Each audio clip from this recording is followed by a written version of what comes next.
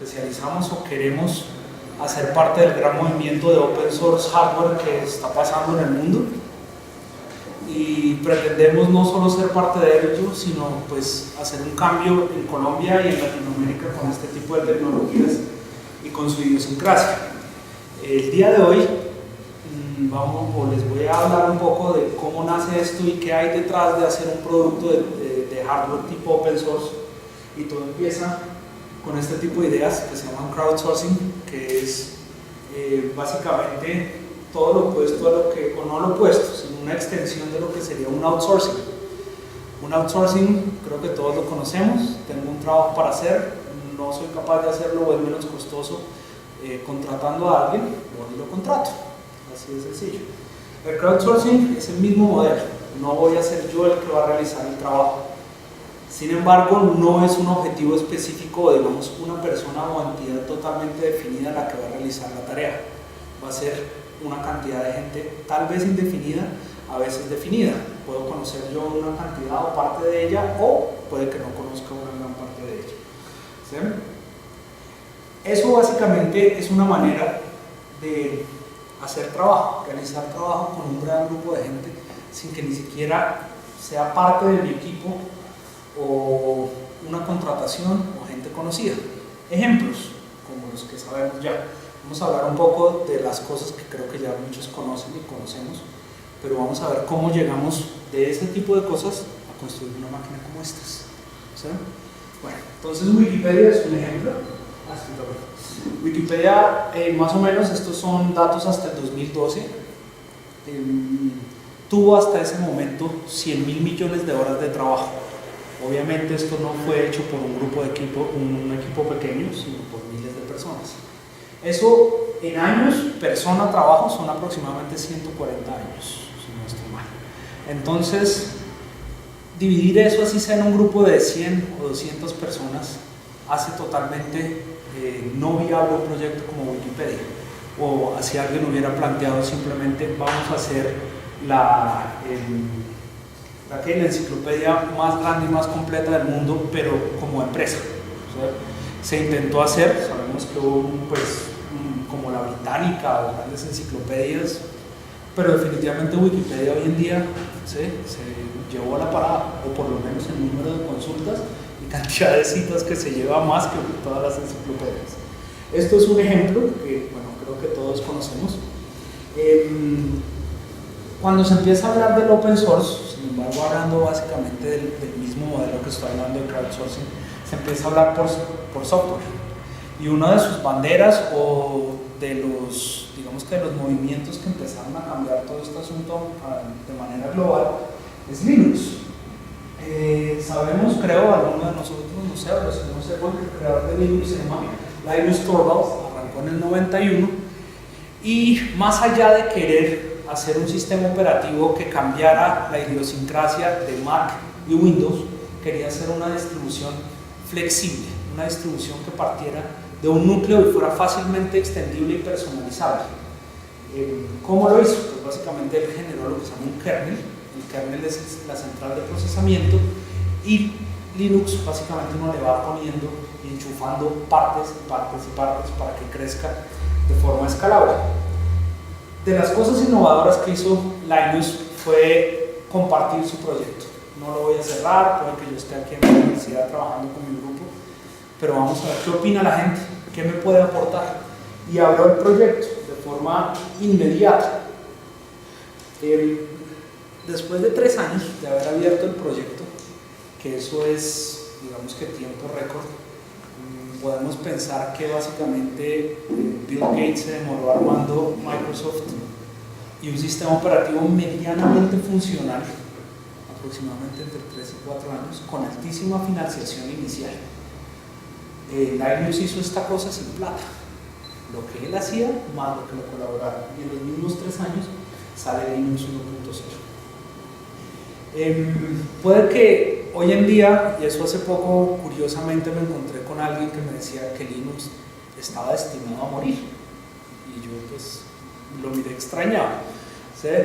Cuando básicamente el mundo hoy en día empresarial y el mundo de servidores está basado en Unix, Linux, ¿sí?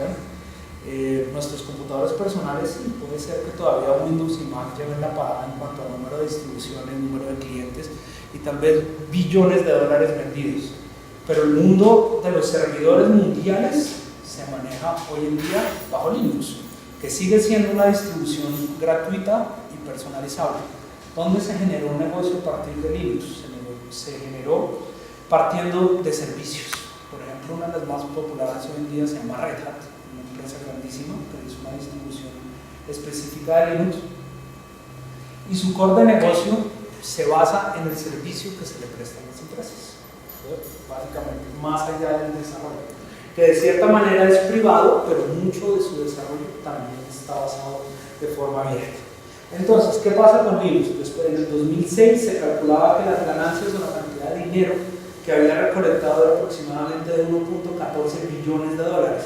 Para el 2008 ya estamos en 35.7 billones. Es un crecimiento más allá de exponencial, es simplemente pues, demasiado grande, y esto sigue creciendo. Como les contaba, buenas tardes. Hoy en día las distribuciones de Linux no solo se están propagando en sistemas robustos como de servidores de información, sino están saliendo distribuciones abiertas para los computadores personales. Llámese Ubuntu, la más popular de todas, que está adquiriendo una gran acogida, y bueno, vamos a ver qué pasa en el futuro ya con los dispositivos móviles. Otro ejemplo, digamos que ya un poco apartado de lo que es el mundo de software, sino ya mirando cómo encontrar resultados de formas económicas en el mundo real, se hace por medio, o bueno, se hizo por medio de esta compañía, si no estoy mal, bueno, no me acuerdo del lugar donde está radicada, pero es estadounidense, Goldcorp. Y Goldcorp, teniendo una gran extensión de tierra, pero problemas para llegar a descifrar o a medir bien todos sus datos geológicos en el descubrimiento de yacimientos de oro, decidió outsourciar esto. Y una de las maneras de hacer que las personas trabajen en un proyecto que a uno le interesa es por medio de premios, ¿sabes? Es, digamos que de forma más directa. Entonces les digo, publicando esto en los ámbitos de geología del mundo, necesito buscar oro en estos terrenos. Les di una información, aproximadamente 2 megabytes de datos geológicos. En realidad pues puede ser una buena información, son datos muy cortos, de bajo peso, y como pueden ver ahí, bastante gente pues, se interesó en el tema. 125 equipos fueron finalmente seleccionados para competir en la recolección de datos y para descifrar los datos y determinar dónde debían ser las excavaciones. ¿Sí? En el ámbito de la extracción de oro, es bien importante no tener unas zonas muy grandes para explorar. Son muchos costos los que se deben pues, tener, y los yacimientos son muy específicos. Varios equipos entraron a la competencia y los ganadores fueron 5, si no estoy mal. ¿Sí? 3 equipos. 3 equipos de ellos ganaron, a cada uno se les dio $500,000, pero el resultado de outsourciar eso, el equipo trabajó, los equipos encontraron la solución, pero Goldcorp hoy en día, y a causa de ese outsourcing, creo que está entre, sin contar África, estas son empresas norteamericanas, debe estar aproximadamente entre las 10 empresas productoras de oro de Norteamérica, partiendo desde hace muy pocos años y outsourciando su estudio biológico totalmente, crowdsourciando, digámoslo así. Pues es una empresa de billones de dólares como es la empresa de oro. Bueno, esto es un pedazo que lo armamos yo y mi socio acerca de cómo clasificar un público amplio y cuáles son sus ventajas y desventajas y qué debemos buscar o qué debemos tener en cuenta cuando nos enfrentamos a un público muy amplio de personas con un propósito especial, ¿no? Repito una y otra vez, que es realizar una tarea específica. ¿Sí? Cuando tenemos un público, y creo que la forma más clara en la que lo podemos pensar es con un público disperso como el de Internet. ¿Sí? Pues, es la forma, digamos, que más natural que conocemos hoy en día, simplemente enviar un mensaje y muchas veces no tenemos ni idea, o no, casi siempre no tenemos ni idea ni a quién le llega. ¿Sí? Entonces, bueno, ahí viene la primera de las definiciones. Es un público disperso, ¿sí? Es algo que no podemos controlar, ni encerrar, ni podemos delimitar.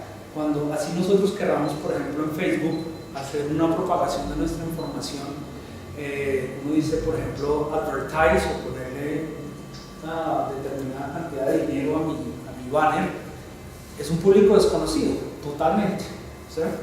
Entonces, en realidad, nosotros no vamos a tener un conocimiento certero de a quién le va a llegar nuestra información. Tal vez sería un mailing list de toda la gente que yo conozco, pero se pierde el punto de crowdsourcing, ¿sí? Que la solución puede venir de donde sea y simplemente tenemos que llegarle a la persona indicada, tal vez de la forma más burda que conocemos, que es, mejor dicho, disparando a ver dónde cae la persona que nos interesa, ¿sí? Con respecto al público, también evoco mucho lo que pasa con las redes sociales. Somos de corta atención.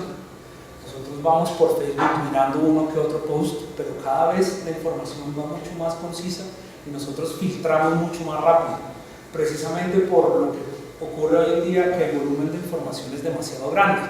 Ya nos encontramos cortos para poder llegar a lo que realmente queremos, ¿sí? Entonces nuestra atención se pierde rápidamente de cualquier post o cualquier tipo de información que nosotros queramos y somos muchísimo más dispersos en el momento de analizar nuestra información.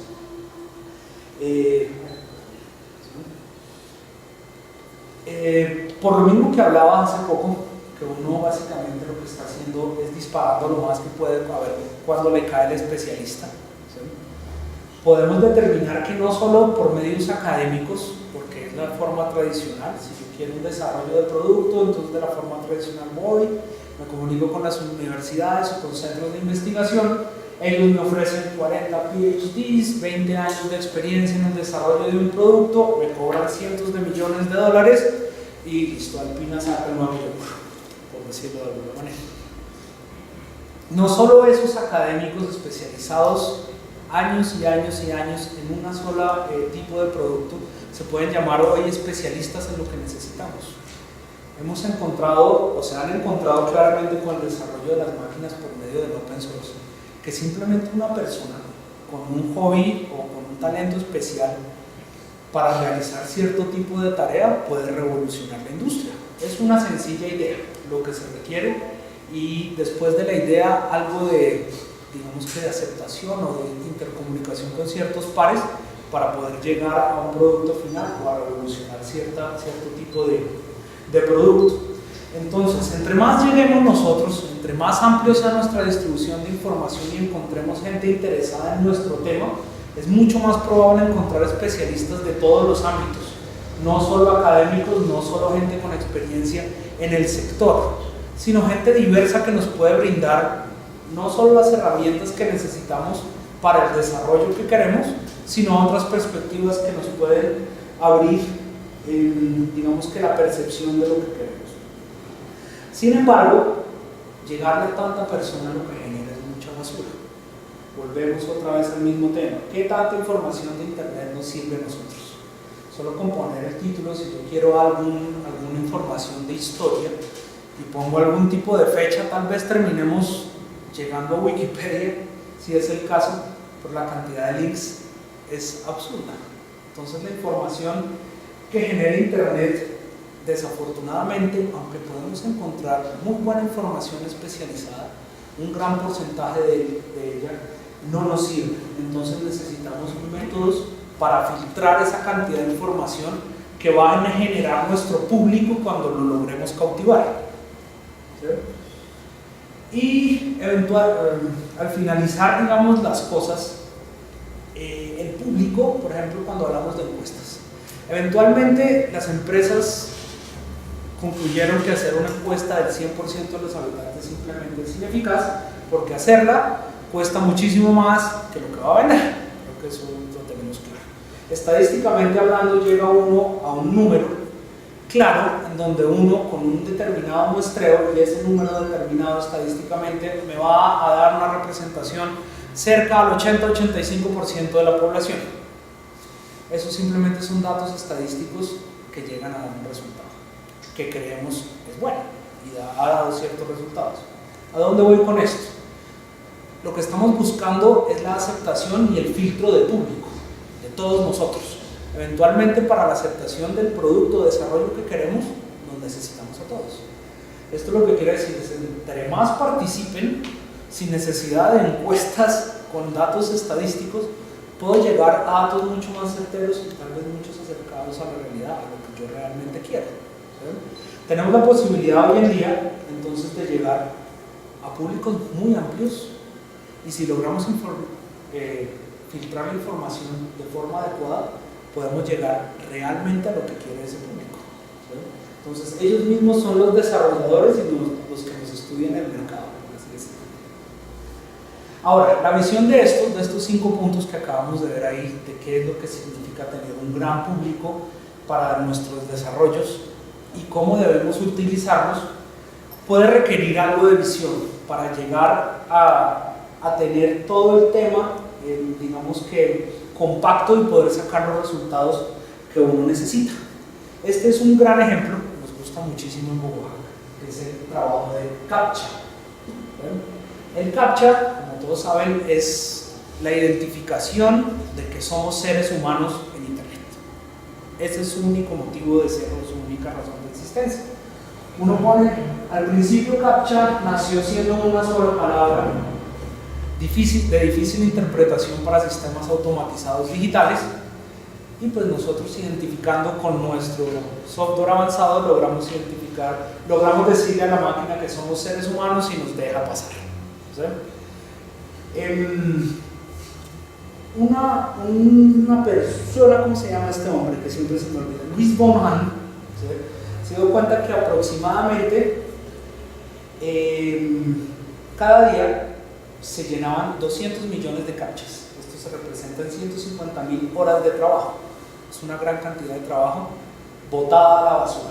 150.000 horas de trabajo diarias que no significa nada.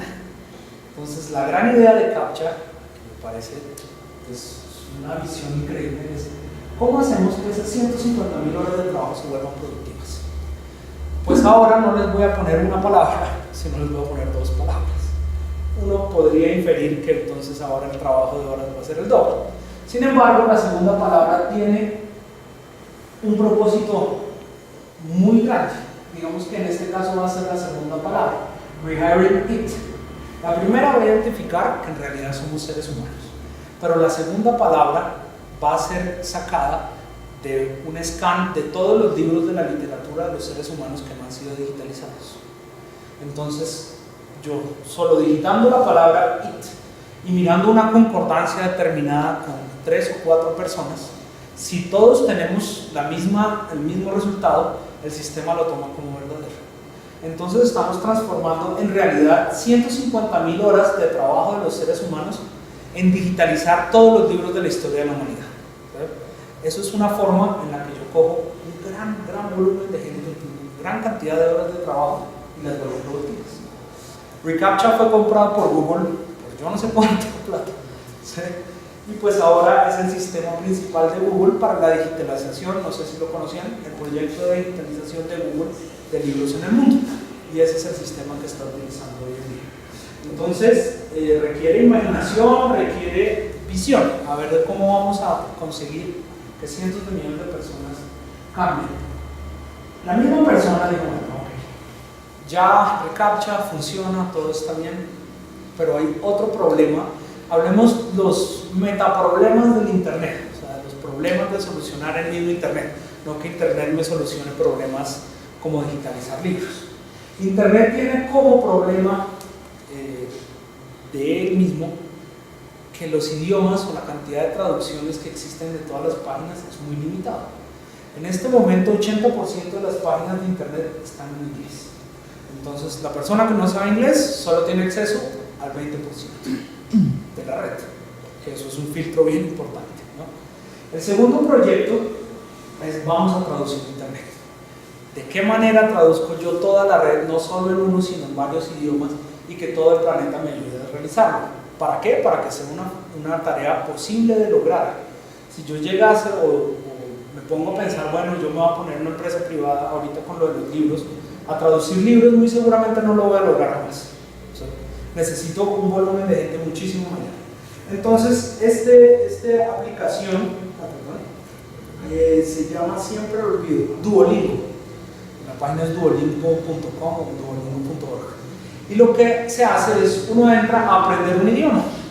Y por medio de ciertas frases que uno va aprendiendo, que el sistema le va botando, pues en realidad uno, cuando la tiene de forma correcta, lo que está traduciendo es una frase de una página de internet al lenguaje que yo quiero aprender, ¿sí? Y entonces de esa manera todos estamos traduciendo internet en todos los idiomas. En este momento Duolingo soporta inglés, español, francés, portugués y no me acuerdo cuáles más, pero esos son los cursos. Y bueno, yo he participado, eso da moneditas, uno tiene 5 estrellas, participa con los amigos, uno les da más estrellitas que otro, y toda esa dinámica de juego que ayuda muchísimo, ¿sí?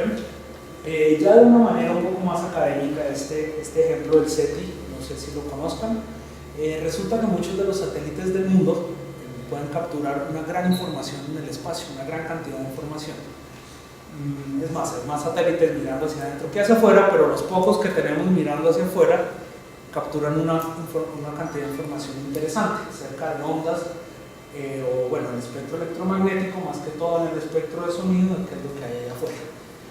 La cantidad de procesamiento destinado a procesar ese tipo de señales, ya sea por los más grandes del mundo, hablemos todavía que compite la Unión Soviética en ciertos centros de investigación, Estados Unidos, el CERN en Europa y este tipo de institutos, no llegan a procesar ni el 5% de esta información.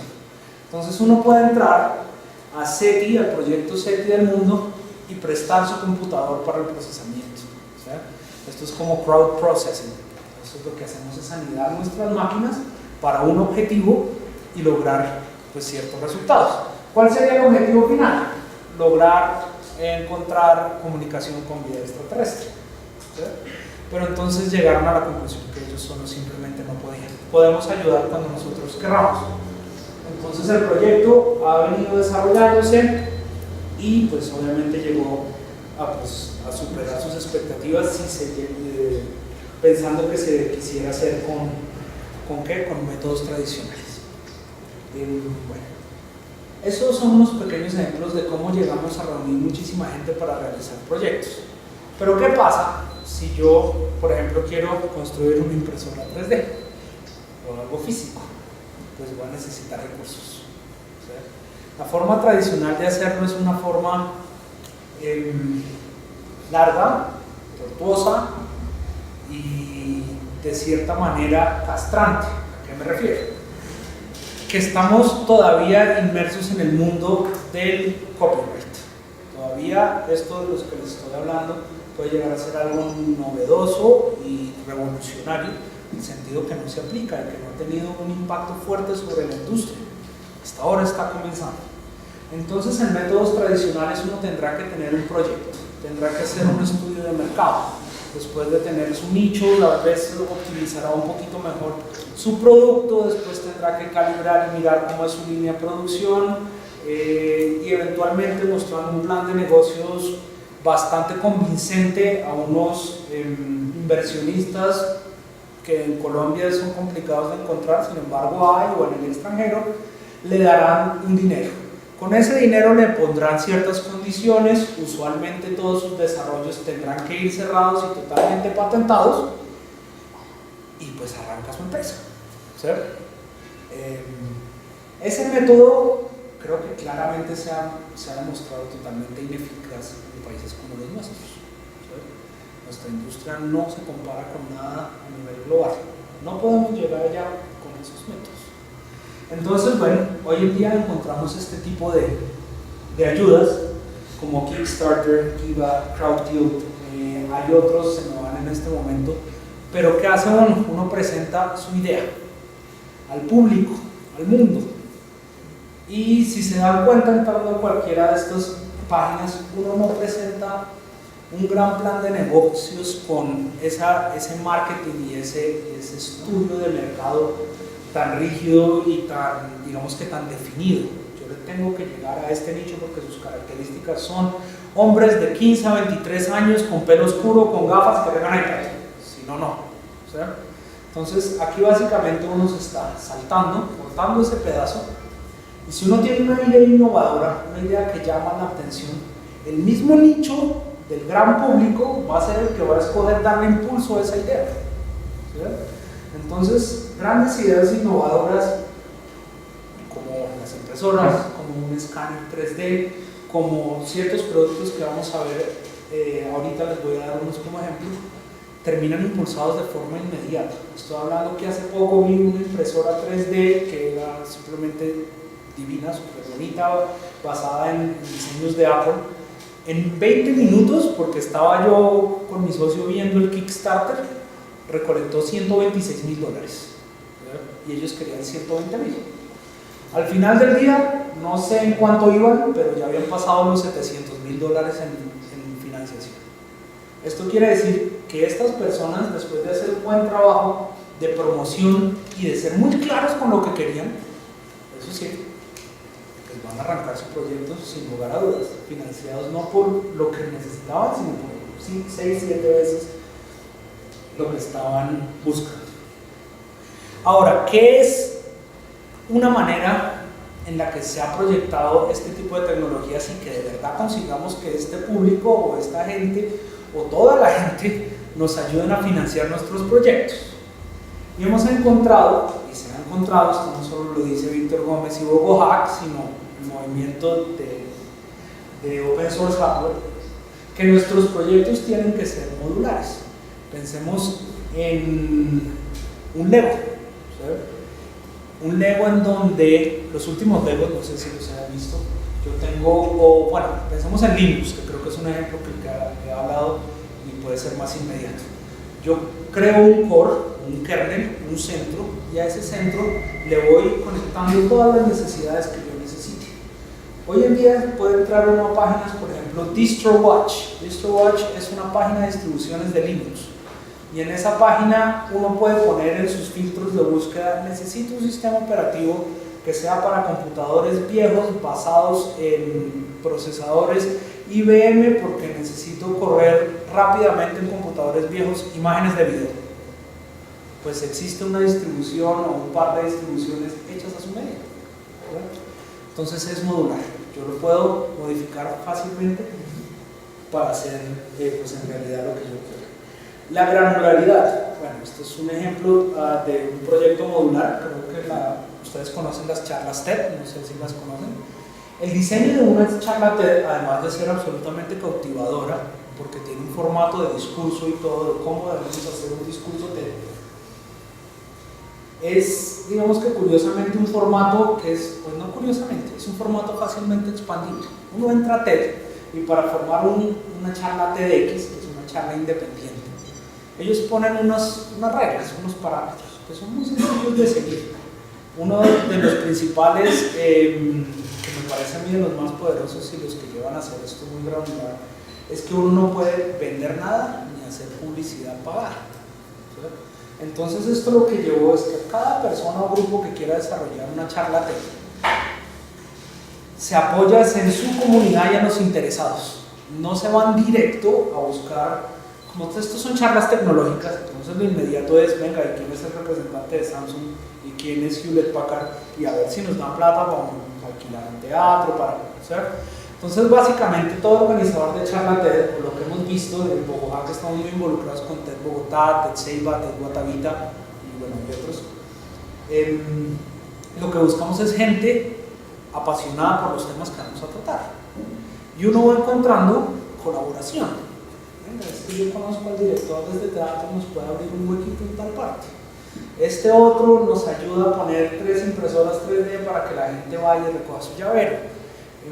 Yo estudié en tal universidad y conozco al profesor de tal, que es un berraco, entonces venga y lo traigo. Y son eventos al final que terminan costando casi 0 pesos. Y lo atractivo, me parece a mí, del tema es que si pueden ver, en pocos años, no sé en qué año empezó esto, creo que ahí, ¿cómo lo describen? ¿2000, 2000 qué? ¿2003, 2004? En el 2009, o sea, Fueron 9 eventos TEDs para el 2011, ya estamos en 1000 y pico, 1500 eventos. Entonces, ¿qué propagación de un evento de divulgación de información pues, tan adulto? En 2 años llegaron 1600 eventos globalmente. Y todo se hace por medio de la granularidad. ¿Qué es la granularidad? La diferencia de ser modular. Modular no implica necesariamente que sean bloques sencillos. El kernel de Linux es realmente complejo, ¿sí? Para poder conectar tantos módulos. Ser granular es que sea mucho más sencillo, que yo lo pueda trasladar de un lugar a otro. Y lo que quiero hacer es un gran sistema por medio de muchos gránulos. La granularidad sí implica tener una gran cantidad para que sea robusto, lo que la modularidad no implica. Aquí tenemos otros ejemplos. Bueno, y la integración, que sea integrable. ¿Integrable qué quiere decir? Pues que se pueda unir, básicamente. No puedo tener gránulos aislados, inconexos, sino que tengan una manera de unirse para formar un gran ecosistema. Aquí hay pues, varios ejemplos de qué se ha logrado hacer con este tipo de, digamos que de configuración de proyectos. Por ejemplo, en Amazon, no sé si recuerdan, Amazon es una página tal vez más vieja de lo que recuerda el público, pero tuvo un grave problema a principios del 2000. Casi quiebra Amazon. Y la única forma en la que pudieron surgir y volverse ahora lo que son fue por medio del proyecto de reviews del público. Entonces resulta que la solución no la trajo Amazon como tal, sino la trajo su público. Ellos fueron de los primeros que empezaron a darle la oportunidad al público que opinara y diera una evaluación concreta de los productos que estaban comprando. Y solo el público, por medio de una función muy sencilla, si uno quiere dejar un comentario bien y si no, pues no, pero algo que podemos hacer por esa dispersión de la que hablamos antes, que tal vez no nos sentamos a escribir un review, pero si escogemos 1, 2, 3, 4, 5 estrellitas, si nos gustó o no nos gustó el producto que compramos. Resulta que con escoger esas estrellitas encontramos un filtro muy importante de productos que ellos ya no tienen que realizar, ellos ya no tienen que hacer control de distribuidores de calidad, nada por el estilo. El público solo se encarga de filtrar los proveedores y los productos que van saliendo en Amazon. Es así de sencillo. Los que se promueven, los que tienen 5 estrellas, se van automirando los distribuidores de esos productos y esos son los que Amazon va promocionando. Bueno, esto es simplemente un desorden de taxis, pero con esto queríamos mostrar, por ejemplo, lo que viene pasando en el norte de África últimamente, como no solo el tipo de comunicación y el crowdsourcing o la comunicación entre mucha gente puede llevar a hacer tareas solo virtuales, sino pues puede derrocar gobiernos, ¿no? Esto es simplemente una muestra de lo que puede pasar en una ciudad como Bogotá, simplemente los taxistas por medio de radio y teléfono mandando mensajes al público, mandando mensajes en toda su red, se organizan para hacer paros. Pero bueno, sabemos que por ejemplo el ejemplo de Egipto es un ejemplo muchísimo más poderoso de lo que puede llegar a ser este modelo de hacer cosas por medio del público. Amazon no solo se detuvo en las opiniones de las personas, sino después digo, bueno, ahora vamos a realizar tareas específicas. Ahorita hemos hablado mucho de proyectos, de cómo un amplio público nos puede llevar a cabo o podemos realizar grandes proyectos. Pero ¿qué pasa con las tareas específicas? ¿Estamos todos dispuestos a realizar una pequeña labor, o sea, por un pequeño porcentaje de dinero? O yo, como persona que quiere que la gente realice labores, ¿cómo hago para que en realidad la gente haga lo que yo quiero que haga? ¿Sí? O que me colabore. De acá se llama Mechanical Turk. A Colombia no ha llegado Mechanical Turk, pero entonces en las pruebas iniciales decían, bueno, ¿qué tan dispuesto está el público del mundo a realizar tareas específicas, así sea por un centavo de dólar? Entonces se votaban en Mechanical Turk tareas de alguien que en realidad lo necesitaba. Entonces resulta que este hombre creo que vendía sacos de lana y para su página web necesitaba una oveja que mirara para la izquierda, pero la oveja, la que todo el público le gustara. Pues resulta que por Mechanical Turk entonces oiga, pinte su oveja, súbala y yo le pago. La gente empieza a subir ovejas y a subir ovejas, pero también empieza a votar por la oveja que más le gusta. Entonces el público realiza la tarea, filtra la que más le gusta, perdón, es que esta no se ve bien, no, sí, filtra la que más le gusta y llega a una selección determinada de la tarea que fue puesta.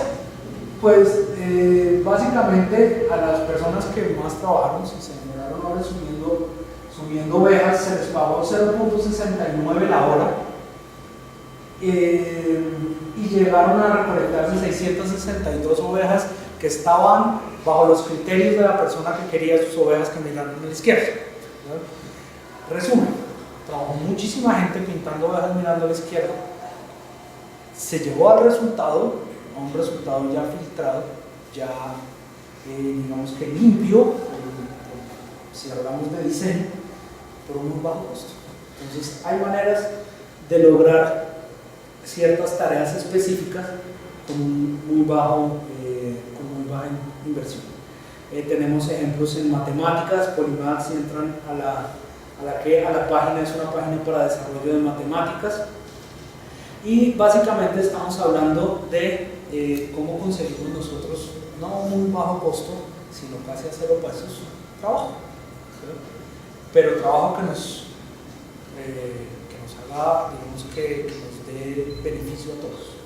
Otra manera de realizarlo, esto es por medio de pagos muy pequeños o por tareas que simplemente cautivan a la gente, los ejemplos que hemos visto.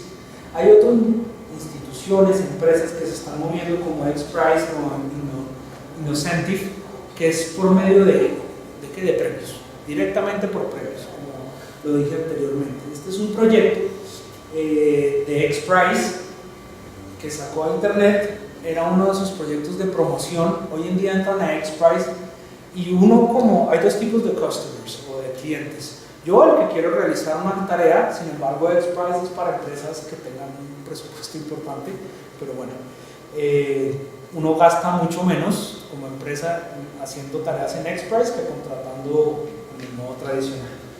Y este era uno de sus proyectos de promoción. Y el proyecto es: voy a esconder 9 globos, creo que no hay 9, no sé por qué, 1, 2, 3, 4, 5, 6, 7, 8, 9, 10 globos en Estados Unidos. Globos, esto.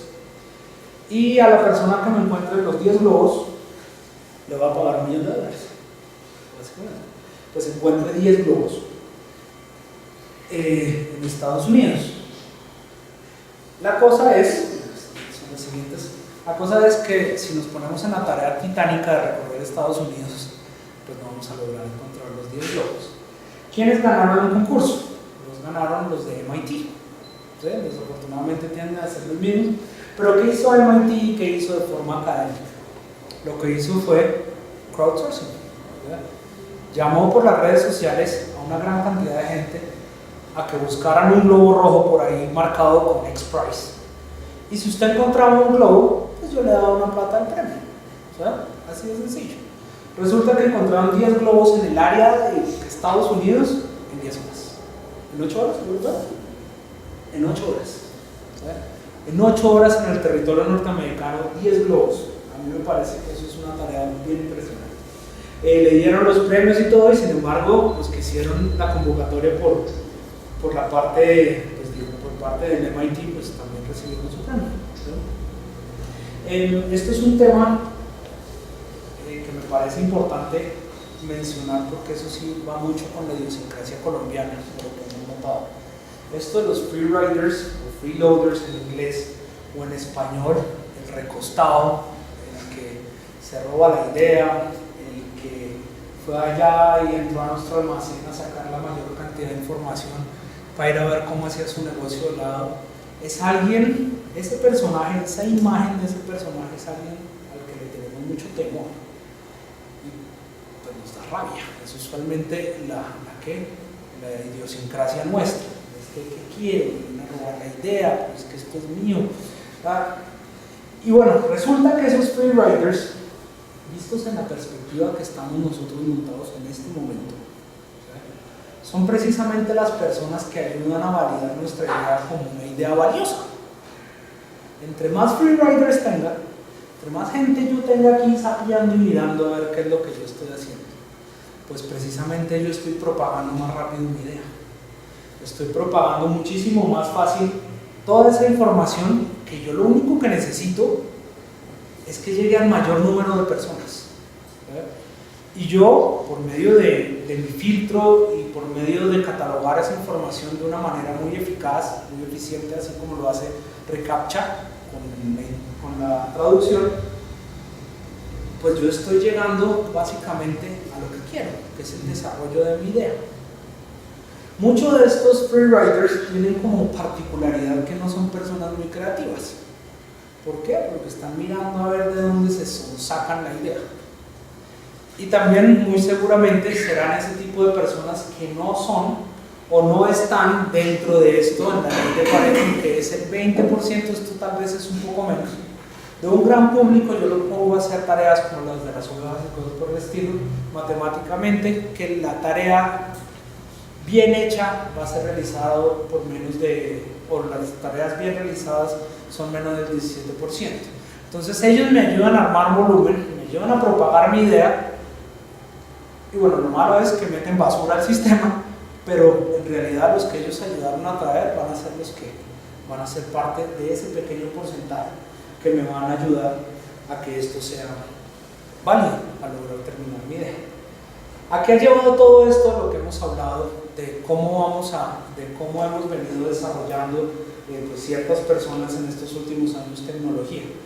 Pues lleva esto. Estos son los ejemplos, digamos, de las primeras potencias, porque llegaron también igual, un poco antes que nosotros. La idea es llegar a esto que se va a denominar la última revolución industrial. ¿Por qué? Porque tenemos la capacidad no solo de hacer un desarrollo distinto de tecnología o por medios no tradicionales, sin esperar plata o dinero que tengamos que recolectar de fundaciones o entidades muy específicas, sino por un gran volumen de personas, sino que podemos llevar toda la producción a manera local y a manera local desfocalizada. ¿A qué me refiero? Que no es que yo tenga solo ciertos centros de producción, sea nacional o localmente, sino que básicamente la producción se va a llevar a la casa de cada uno de nosotros. Y eso es un cambio bien importante en lo que se puede llevar a pensar que la producción del mundo cambia de todo. En este momento los productores del mundo, todos lo sabemos, es China. Y ellos producen tal vez el 90% de este recinto y de todo lo que lo contiene, menos nosotros. ¿Sí? Y sería muy interesante, bueno, es muy interesante pensar que nosotros llevemos ese porcentaje y lo repartamos globalmente. A ver cómo se va a redistribuir la riqueza. ¿Sí? Entonces, bueno, hoy en día hay muchas empresas que están trabajando bajo esta idiosincrasia y están haciendo dinero y están llevando soluciones a su comunidad y están cambiando la forma de producción.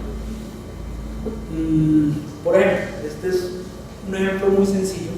Estos esferitos, que son los esferos de iPad, de teléfono y con los que uno pinta, se venden aproximadamente, si es el Stylus o el Samsung o no sé qué, a 50.000 pesos. Nosotros en Bogotá armamos un esfero viejo que anda por ahí, ponemos un pedazo de espuma, que es conductora y viene con todo aparato electrónico. Un pedazo de cable de cobre y tengo exactamente el mismo esfero. ¿Sí? Eso vale 1.000 pesos. Entonces, ahí es un ejemplo de cómo estoy reciclando y estoy haciendo un producto que funciona con la misma exactitud que funciona un esfero de 50.000 pesos producido y hecho al otro lado del océano, ¿sí? Al otro continente. Esos son unos productos con los que nosotros nos promocionábamos, llegábamos a una charla, un poco de esferos, hacíamos dos y todo el mundo se sentaba en la mesa a enrollar cable y todo el mundo salía con un esfero. ¿Sí? De estos ¿de qué? De iPad. Y soluciones creativas. Aquí va otra solución creativa.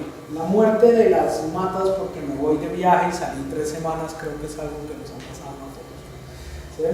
Pues un man dijo, bueno, o yo no, en realidad fue una niña, una Lady Ada, cogió un Arduino, le puso un transmisor de Wi-Fi en la mata con 2 puntillas, porque 2 puntillas energizadas pueden detectar la capacitancia que hay entre ellas. Yo la meto en tierra y cuando baja de cierto nivel el agua, que se seca, entonces ya no hay transmisión por esa conducción del agua, y el dispositivo le manda un tweet al celular.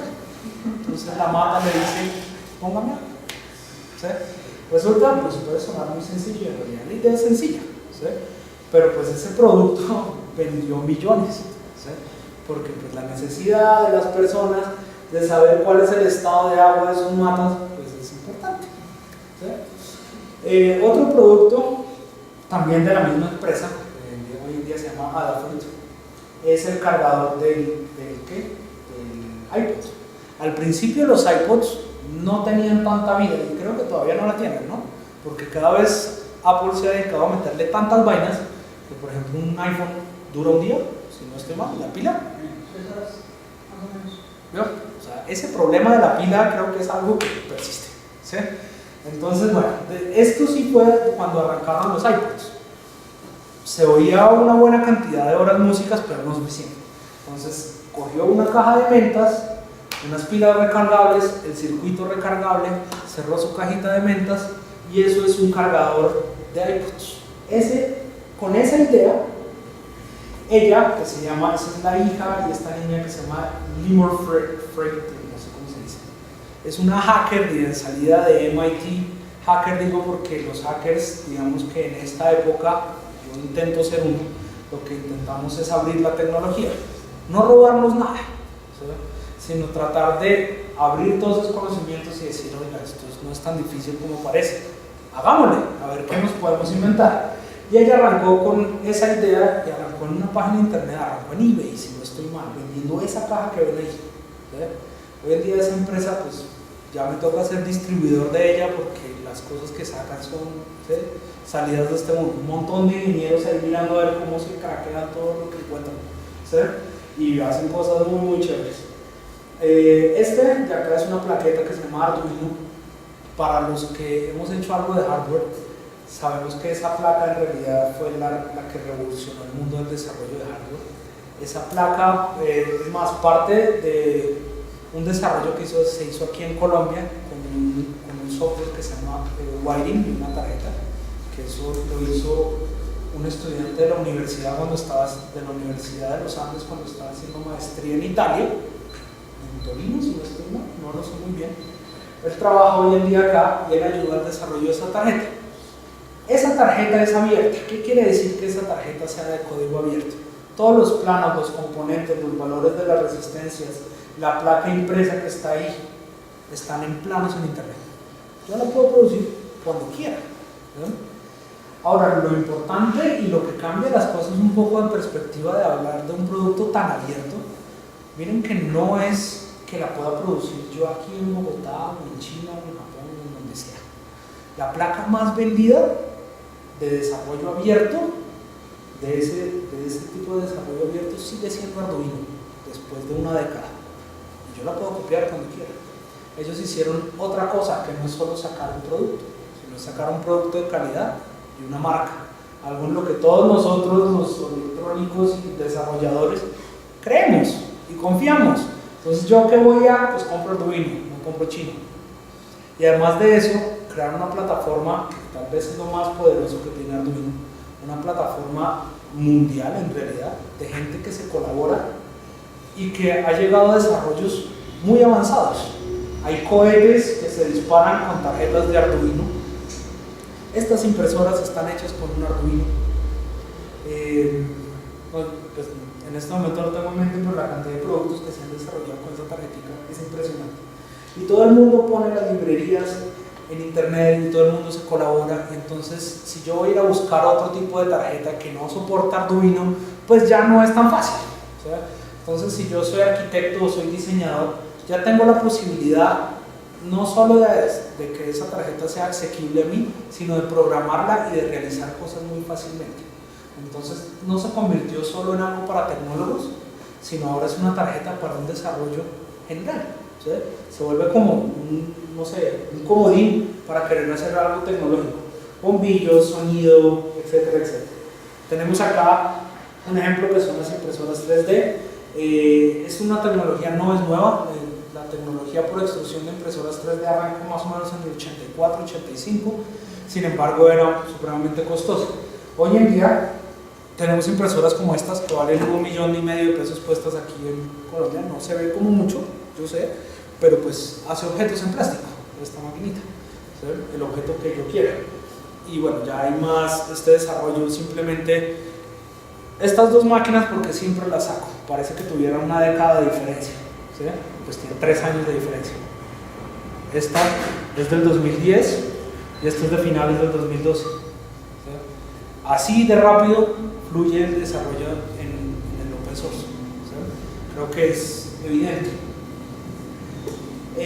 Otra cosa, bueno, equipos ya podemos empezamos con las cajas de pilas, con el Twitter Plant, no recuerdo cómo se llama.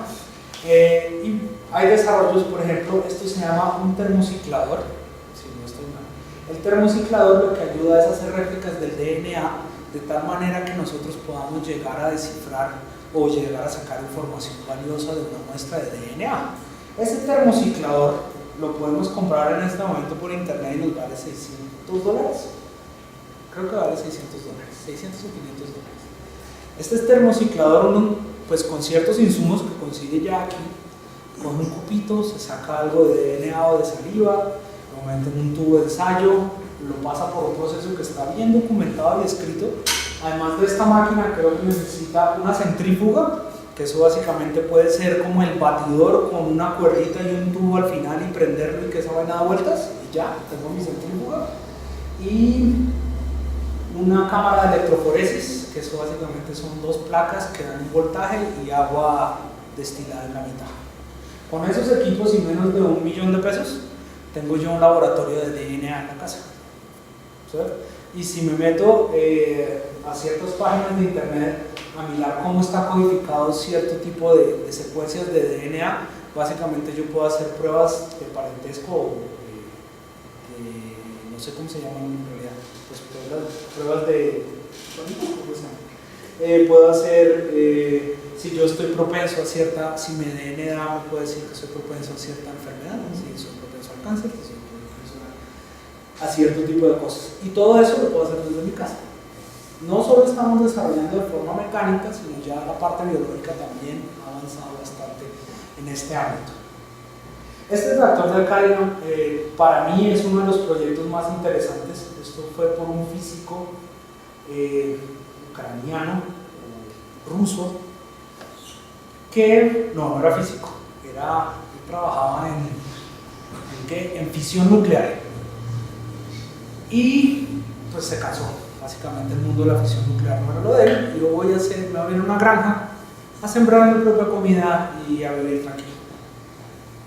Se fue a su granja, compró un tractor, que esa diapositiva no sé qué se hizo, un tractor que era viejo pero igual supremamente costoso, y al primer año su negocio se volvió totalmente inviable, no viable.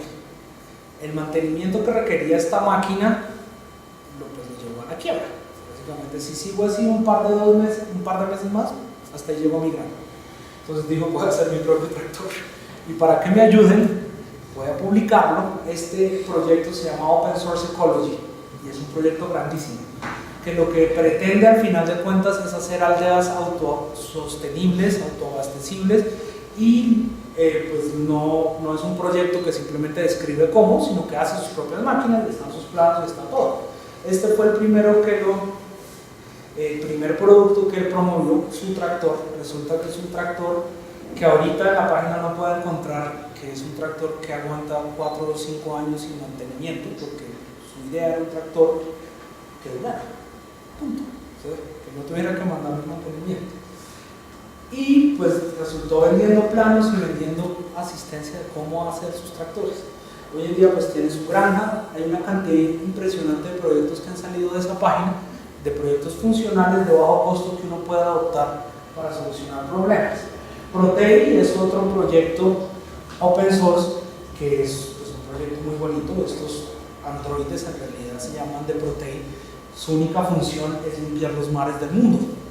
Entonces uno puede entrar a Protei y uno los puede ayudar y colaborar, y ellos cada vez producen más y más androides de estos, o droids los llaman, droids de Protei, y ellos están flotando en los mares del mundo, Proteis por todas partes para que limpien el petróleo que pues, hemos regado nosotros. ¿Sí? Es un proyecto muy interesante. En ciencia ya también pues empiezan a surgir páginas y proyectos de desarrollo abierto, Open Science, uno puede entrar, documentarse. La idea es abrir, este es un proyecto mucho más académico, la idea es abrir los documentos que son tan complicados muchas veces de conseguir, los documentos académicos, porque esos siguen bien cerrados. Si yo no pertenezco a una universidad o soy miembro de tal y tal revista, entonces los artículos de los científicos, digamos, de los mejores no se consiguen. Esta la idea es abrir la ciencia al mundo. Aquí, bueno, es un pequeño ejemplo de cómo los sistemas no punto a punto sino multipunto son mucho más robustos en economía, pero no es el caso ahorita. Otros ejemplos que tenemos por acá son los de los productos de los medios. Los productos de los medios, aquí tenemos un ejemplo de cuántas horas al año produce Hollywood. No es ni remotamente comparable con las horas de producción o las horas de videos que produce YouTube. Ustedes me dirán claramente, no, pues en YouTube no puede hacer un gran espectáculo de luces, ni puede hacer efectos especiales, ni tiras. Yo en YouTube he visto unas cosas, pero ridículas, que no las he visto en Hollywood. Entonces, esto es gente haciendo millones de cosas. Hace poco me enteré, y creo que me enteré tardísimo, hay un movimiento que se llama YouTubers, que creo que estoy quedadísimo porque es como de 2006, 2005, que se dedican a hacer producciones de YouTube con la mayor calidad posible. Y resulta que muchos de estos movimientos de YouTubers terminados fueron siendo contratados o prestándoles servicios a empresas que no querían tanto gastar tanto presupuesto en desarrollo de animación y cosas por el estilo, y ellos empezaron ya a ser parte de la industria tradicional. Y cómo arrancaron publicitándose ellos mismos, haciendo una cosa muy chévere en YouTube. Esto ya es movimientos de hacking, que básicamente nos reunimos, aquí digamos los que estamos acá, con un proyecto muy específico, y todos nos sentamos con ciertas herramientas a producir cosas. Son los hackatones o los hackerspaces también. Otro ejemplo también, crowdsourcing, de cómo cambia las cosas. Esto es en Islandia, y a mí me parece bastante revolucionario. En Islandia cogieron y crowdsourcearon la constitución. Después de lo que les pasó con esta quiebra tan impresionante y la deuda, entonces todo el pueblo se levantó a decir, oigan, ¿qué es esto? ¿Quién nos está llevando y hasta dónde nos están llevando? Entonces vamos a hacer ciertas modificaciones. ¿Hasta dónde habíamos llegado nosotros, o la cultura general mundial política? Hasta los referendos. ¿Sí? Pero aquí no era solo vote por A, B, C o D, sino escriba. Y todos lo escribimos y todos votamos por lo que queremos y todos lo hacemos. Pues eso fue, no sé exactamente en qué año, eso fue en qué mes, eso fue en 2011, 9 de junio del 2011. Islandia crowdsourcea su constitución y sus reformas. Y podemos seguir, estos son ejemplos de medicina. Si entran a esto, se está utilizando muchísimo para pues, diagnóstico informal, que eso no se quería para eso, sino se quería principalmente para que entre todos que padecemos de algo, por ejemplo, el que padece de gastritis, creo que es una de las enfermedades más comunes del mundo occidental. Entonces todos los que padecen de gastritis pueden entrar a Patient Like Me o 23andMe, y todas las personas que padezcan de lo mismo comparten qué tipos de medicamentos, con qué dosis, con qué dieta la llevan, y qué les ha servido y qué no les ha servido, y por qué les ha servido y por qué no. Tiene uno acceso a toda esa información, y pues eventualmente pues tendrá acceso a cómo solucionar su problema. Sabemos que, por ejemplo, en Colombia, y no necesariamente si yo pago una medicina prepagada obtengo el mejor servicio, pero si estoy en una EPS y no le pegué al hospital que era el día que era, pues me puedo hasta morir. Me pasan muchos casos aquí en Colombia. Entonces, digamos que estas son herramientas que existen hoy en día que podrían cambiar muchísimo. Este es un video ya para finalizar con este tema, y ahorita vamos a continuar con impresión 3D, que les quería mostrar de cómo hacemos un cambio, mejor dicho, cómo hacer movimientos.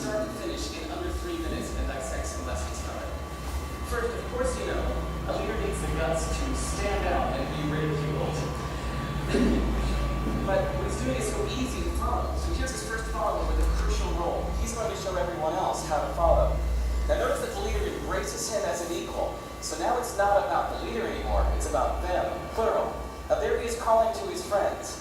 Now if you notice that the first follower is actually an underestimated form of leadership in itself. It takes guts to stand out like that. The first follower is what transforms a lone nut into a leader.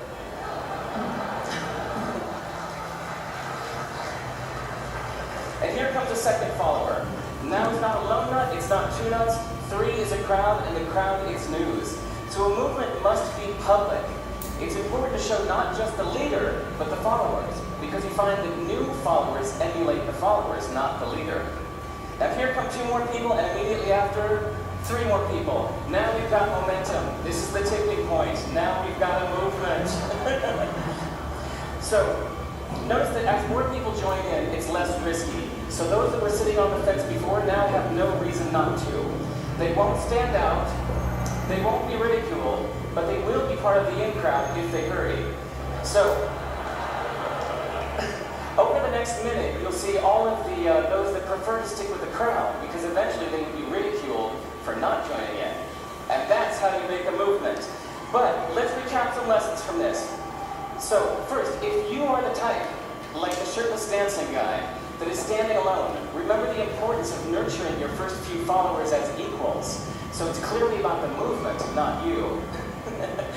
Okay, but we might have missed the real lesson, but the biggest lesson, if you noticed, did you catch it? Is that leadership is over-glorified.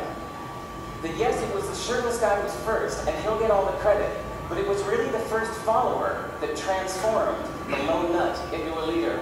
So as we're told that we should all be leaders, that would be really ineffective. If you really care about starting a movement, have the courage to follow and show others how to follow. And when you find a lone nut doing something great, have the guts to be the first one to stand up and join in. And what a perfect place to do that at TED. Thanks.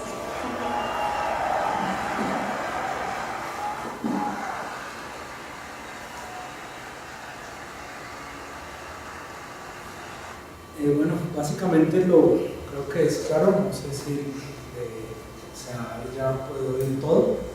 Lo importante y el mensaje que nos gusta tanto de ese video es que no solamente uno tiene que ser el loco de mente que se inventa algo totalmente innovador, sino hay muchos por allá afuera haciéndolo. Y otra de las cosas que nos pesa mucho en nuestra cultura es que nos gusta mucho ser también protagonistas. Y esto muestra cómo claramente no solo el protagonista, sino el que sabe seguir, puede ser tal vez aún más importante que el que va y se idea el movimiento, se idea lo que se va a hacer. Y esto es como, de una forma muy sencilla, se crea un crowd, se crea un público y se puede crear un movimiento para el que nosotros creemos ya estamos listos y para el cual el mundo está listo. Y cada movimiento disperso en el mundo puede llegar a realizar cambios muy importantes, cambios que de verdad cambien nuestro estilo de hacer las cosas. Eso es por ahora el crowdsourcing, y esto es, digamos que algo muy superficial acerca de una opción de cómo se hacen las cosas hoy en día. Ahora les voy a hablar precisamente o exactamente de un producto que se generó por medio de un movimiento de este estilo, que son las impresoras 3D. Las impresoras 3D, bueno, que están viendo un par de ellas, son lo que nosotros pues denominamos en realidad el inicio de lo que van a ser las fábricas del mañana. ¿Por qué son las fábricas del mañana? Tal vez es el movimiento más importante, pero antes de empezar, yo creo que tal vez ya podría darle play, si se puede llamar así, a la parte más trabajadora, que después ver una de estos aparatos funcionando, ¿no?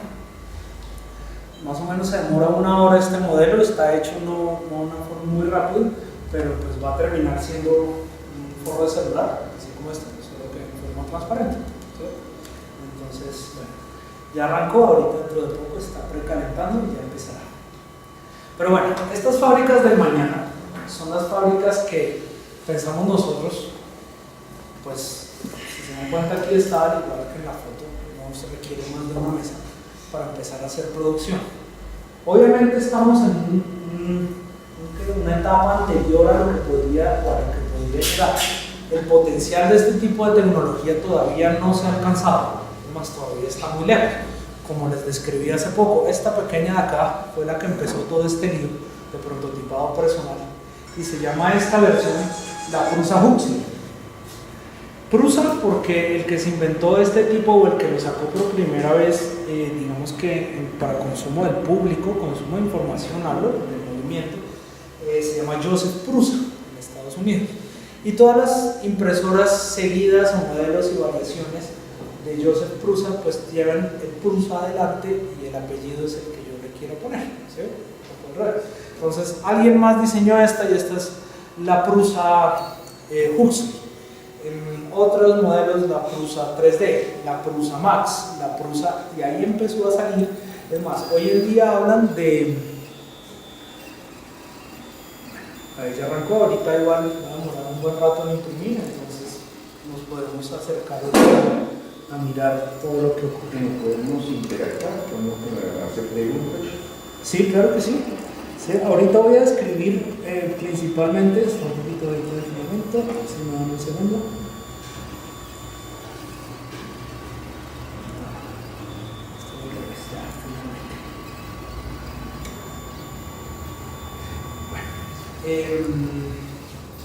Voy a hablar del proceso, más que de cómo se creó, de quién es Joseph Prusa, de quién es MakerBot, de quién es RedRap, de quién es MakerGear, de quién es toda esta gente que está moviendo esta cosa. Vamos a hablar esta vaina, cómo se creó. ¿Sí? El proceso de impresión parte principalmente de querer fabricar en casa, pero para poder fabricar, pues voy a tener que fabricar. ¿Sí? Y para saber qué voy a fabricar, pues una de las formas más inmediatas es solucionar algún problema. ¿Sí? Este es un problema que, bueno, tal vez esto fue en la época en la que estábamos arrancando a imprimir y no sabíamos qué imprimir. Uno ya tiene una máquina calibrada ahí que pinta bonito y bueno, entonces nos hacía falta un destapador en el taller. Uno cansado, 5 de la mañana, perdón que me la traje sin calibrar del todo y a veces necesitamos un destapador. Entonces, ¿cuál va a ser el proceso que nosotros necesitamos para llegar a tener aquí en nuestras manos un destapador? ¿Sí? Ya surgió el problema. Y el problema es, bueno, necesito llegar a un producto. El producto en este momento, afortunadamente, no me lo tengo que inventar. Ya existe. Entonces, lo puedo copiar literalmente. Hay varias formas de copiarlo. Por ejemplo, podría escanear. Eso ya escáneres 3D. Pero pues esta es nuestra primera máquina. Ya tenemos escáneres 3D, pero en ese entonces no teníamos. Entonces, bueno, ¿cómo hacemos para que la máquina nos lleve a hacer ese modelo en especial? Tenemos varias opciones. La primera opción es modelarlo nosotros mismos. Y lo modelamos por medio de software que ya es muy propagado hoy en día. Y además es gratuito. Entonces, empiezo de arriba abajo, izquierda a derecha. El primero ya se llama Google Sketch. Gratuito. Fácil de aprender, millones de tutoriales. El segundo, Rhinoceros. No es gratuito, pero también es muy fácil de producir. Y si no tengo aquí ninguna compañía de software, todos esos son craqueables. ¿Sí? O pirateables. El tercero ya, SolidWorks, programa especializado en ingeniería para productos físicos. También se puede utilizar, fácil de aprender. Línea de abajo, se llama Blender. Blender es un programa más que todo orientado hacia la animación. Sin embargo, nosotros arrancamos diseñando con Blender. Y en Blender se pueden hacer los objetos de tal manera que sean imprimibles. Siguiente a la mitad se llama OpenSCAD. El OpenSCAD, para todos aquellos que no tienen por ejemplo, una percepción del espacio en 3D muy desarrollada o tal vez todo lo contrario bastante corta, que hay gente que no ve en 3D, pues tal vez acá pero no en una pantalla. Este es un programa que se basa en programación. Entonces yo en vez de coger un mouse y extruir un cilindro y hacer lo que sea, pues hago una ecuación que se llama cilindro, altura, 2, diámetro, 5. Me hace un cilindro de radio 5, de diámetro 5 y de altura bla. Entonces se maneja por comandos, muy sencillo y muy útil cuando uno necesita una solución a un objeto rápido y sencillo. Es muy bueno. Y Autodesk, este es uno de los nuevos, Mundos 3D, acaba de sacar este modelador que es también totalmente gratuito, totalmente tradicional, la vista superior, ya tiene plugins para impresión 3D y hoy en día, esto es un ejemplo, pero es una presentación que debería actualizar un poco, pero estos 6 programas son los que nosotros más utilizamos, pero hay, basados en Linux, está por ejemplo FreeCAD, que también es muy bueno. Ya también sacó, ¿quién fue el que sacó uno gratuito? Bueno, en realidad no lo sé, pero pueden buscar por modeladores 3D gratuitos o open source y ahí empiezan a volar los modeladores. Entonces nuestra primera opción era modelar, aprender algo básico de todos los modelos de YouTube y crear nuestro destapador y después imprimir. Pero hoy en día tenemos otra opción. MakerBot es una de las empresas líderes sobre impresión 3D, es estadounidense, también arrancó con todo eso y ellos montaron una página que creemos nosotros puede ser la solución a la impresión 3D para el público masivo. ¿A qué me refiero? No en todos nosotros está la voluntad o la pericia de ir a armar un modelador y aprender código o lo que sea. Sin embargo, cada vez es más posible, ¿no? Uno nace ya con un computador en las manos. Yo no nací con un computador en las manos, pero mis sobrinos, pues ya yo trato de jugar con ellos en una tablet y nada que hacer. O sea, yo pierdo enseguida. Ellos cogen estas vainas increíblemente rápido. También he hecho pruebas con ellos, pues cogí un poquito de conejillos de indias a ver qué tan rápido pueden llegar a hacer soluciones y modelarlo y pues ya es increíble, ya no tiene sentido que lo hagan de otra manera. Esta página como tal evita que uno modele y ya está un banco de piezas en 3D subidas por el que se le dé la gana en nuestro que se llama Thingiverse, el universo de las cosas. Nosotros hemos subido algunas, pero lo único que pusimos fue Bottle Opener y salieron 77 cosas relacionadas con un Bottle Opener y todas las 77 eran un destapador. Puedo bajar el modelo listo para imprimir. Va a pasar que en ocasiones ese modelo no está tan listo, ¿sí? Pero ese filtro, pues ya nosotros, así como sabemos filtrar imágenes, sabemos filtrar documentos, sabemos filtrar email, sabremos filtrar objetos de una manera mucho mejor. Entonces, hasta ahora tengo dos opciones para solucionar mi problema. Muy fácilmente, porque en realidad es sencillo y ya con el apoyo que tienen todos los programas. Crear mi objeto o utilizar un objeto que ya esté creado, que lo haya creado otra persona. Tomamos la segunda opción, nos fuimos por el destapador que ya estaba creado en Thingiverse. Creo que lo vieron, era el amarillo que estaba de primero, pero no tiene una N, sino que se tira. Y aquí en la parte interna, aquí en esta parte de acá, lo único que uno hace es una vez lo imprime, mete una moneda de 50 y se acabó. Ya está el pedazo que hace la fuerza, ¿sí? Y no solo el plástico. Entonces ese es nuestro modelo y ese es Blender. En Blender pues ya nosotros exportamos la pieza, la miramos, que esté sobre la cama. Si se dan cuenta o ahorita quieren pasar, ya esta charla dura muchísimo menos, 15 a 20 minutos y ya seguirá imprimiendo esto.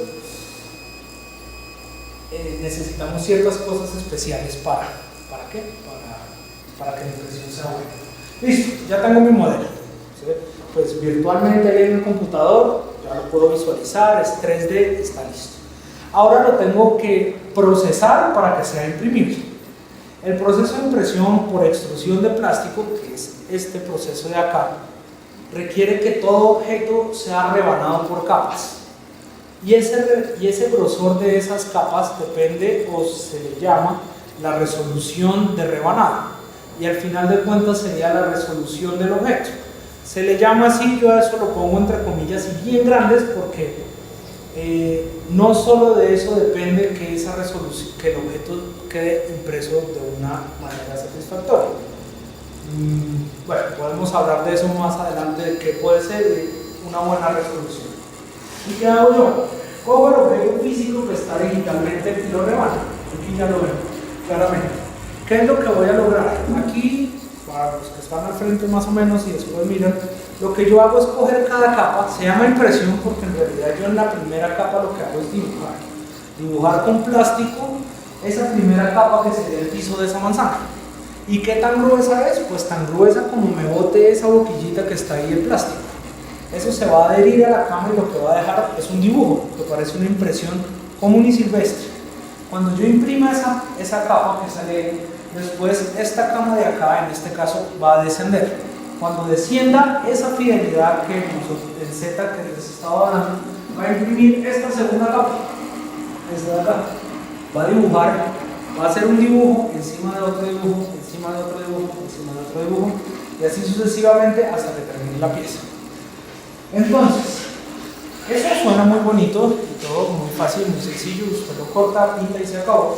Sin embargo, de los desarrollos más importantes que hay, a mi parecer, y de los que todavía les falta muchísimo en el área de software para lograr que esta misma impresora no imprima también como lo hace hoy, sino muchísimo mejor, es el desarrollo en estos softwares, que se llaman los rebanadores. Estos rebanadores, pues, creo que obviamente se sobreentiende, son los que rebanan la pieza y los que les dan todos los parámetros para que la máquina haga de sus capacidades lo mejor que pueda. En un rebanador de esos, ¿qué tipo de cosas puedo calibrar o cambiar yo? Yo puedo cambiar la cantidad de bordes que tenga eso. Me explico. Una pieza siempre va a estar dividida, o hoy la convención es en tres partes. Uno es su contorno o borde, vamos a hacer una tajada circular. La segunda parte son las vueltas internas, son dos vueltas internas que van pues, dentro del borde, y su relleno. El relleno puede tener diferentes patrones. Entonces, ahorita les voy a mostrar qué está pasando en esta impresora y ahí es mucho más claro.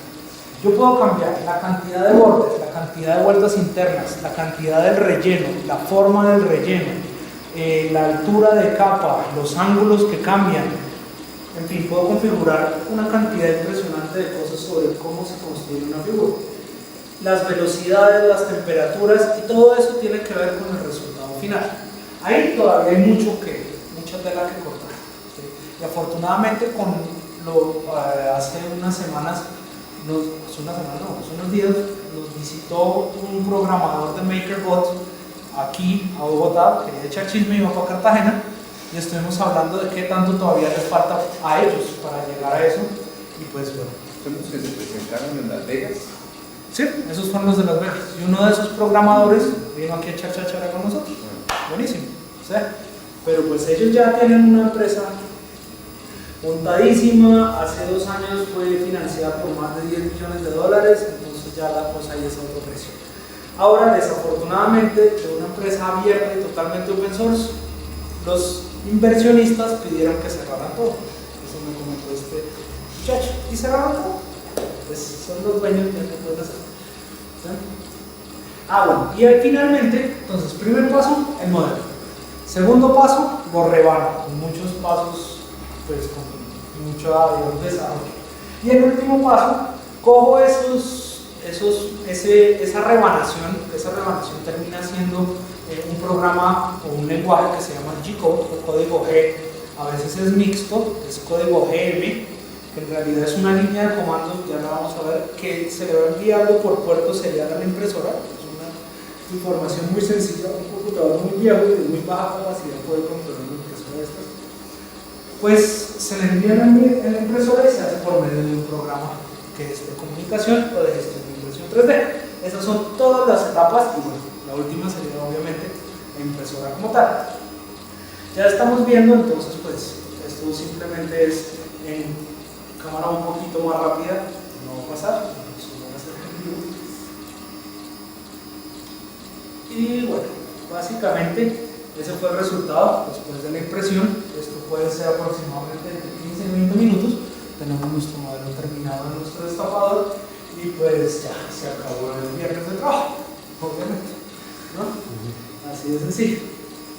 Aquí les quería mostrar el proceso que está ocurriendo en este momento en el computador, y esta es la parte trasera del forro, que yo quería simplemente hacer esa pieza porque puedo rotarla y sacarla y todo, ¿sí? Entonces en este momento esta pieza está así sobre la cama, ¿sí? Lo primero que está pintando es este borde de acá, ¿sí? Pinta el borde, después la vuelta interna y después el relleno. Como se dan cuenta en la imagen, la parte roja es lo que acaba de hacer la impresora, ¿sí? La impresora está haciendo unas líneas oblicuas de plástico haciendo el relleno de ese forro, ¿sí? Y aquí se puede ver en la esquina, antes de que me alcancen, que estos fueron los bordes que hizo primero. Ella primero dio una vuelta delimitando todos los bordes y después rellenó, ¿sí? Aquí pues vamos a ver varias cosas. Por ejemplo, aquí está el control de temperatura. Esto es un material que se llama PLA, que imprime a entre 185 y 200 grados centígrados dependiendo del distribuidor y de la boquilla, y una cama caliente que está a 70 grados. La cama caliente de 70 grados sirve para que se adhiera la primera capa de plástico. Se va a llamar plástico, pero el PLA no es plástico, se llama ácido poliláctico, es derivado del maíz. Esa es otra de las cosas bien interesantes acerca de la impresión. Ya nos vamos a apartar un poco de los materiales tradicionales y vamos a materiales biodegradables, 100% ecológicos. Aquí en la parte central vemos, y voy a ampliar un poco, y les voy a mostrar capa por capa lo que hizo el rebanador. Vamos a ver si logro así. Entonces ahí si ven la raya verde, en el lado derecho está mostrando la capa, ahí estoy en la más inferior. Al principio él va a hacer ese borde externo, el borde más externo que aparece ahí, ese se llama el skirt o la falda, que sirve para volver a llenar la punta de plástico. ¿Por qué? Una vez termine esa impresión, la cama se va a retirar, esto va a volver a su origen, pero la punta no se enfría automáticamente, entonces va a haber cierto plástico que va a seguir cayendo por gravedad, entonces se va a vaciar. Y antes de continuar la siguiente impresión, él hace un par de vueltas extruyendo material para que se vuelva a llenar, y una vez empiece la pieza como tal, ya tenga la cantidad suficiente de material. Hace el skirt, ahí ven una rayita por fuera, que es como un zigzag cuadrado, ¿sí? Ese zigzag cuadrado es lo que se denomina el material de soporte. Cuando yo pongo una capa encima de otra capa, pues si yo pongo un pedazo de plástico y otro encima, es excelente, se pegan y hacen una figura. Si yo lo muevo un poquito, capa por capa, ahí digamos que se alcanzan a adherir, y si sigo haciendo el mismo procedimiento, eventualmente puedo tener una forma así, con un ángulo. Si el ángulo es demasiado obtuso, bueno, desde cierta perspectiva, cada capa sería demasiado amplia, tendría que separarme demasiado de la siguiente capa.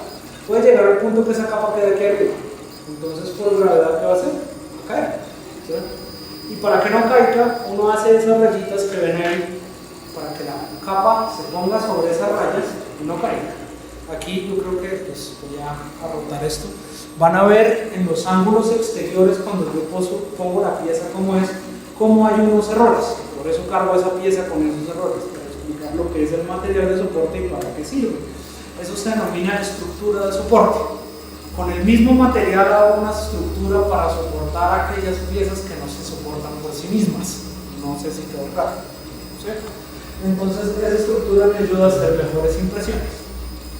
Y bueno, ya hablamos del borde interno, las vueltas internas y el relleno. Yo también puedo cambiar para hacer la pieza más maciza o hasta flexible en cierto caso. Este tipo de capas, esta es la primera capa.